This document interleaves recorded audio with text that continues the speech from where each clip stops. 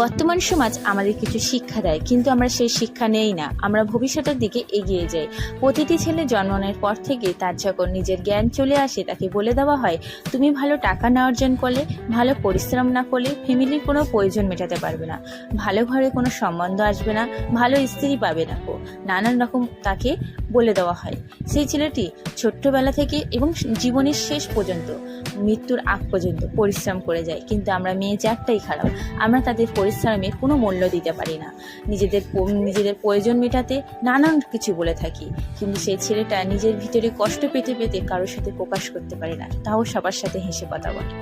প্রতিটি ছেলে যতই কষ্ট পাক, তার নিজের ফ্যামিলিকে কখনো কষ্ট দিতে চায় না, সে নিজে যতই কষ্ট পাক। আর লাস্ট কথাটা আমার নারী জাতকে নিয়ে, আপনারা আপনাদের স্বামীকে মর্যাদা দেবেন, কারণ আপনি এটা ভুলে যাবেন না, স্বামী হচ্ছে আপনার জান্নাতের চাবি।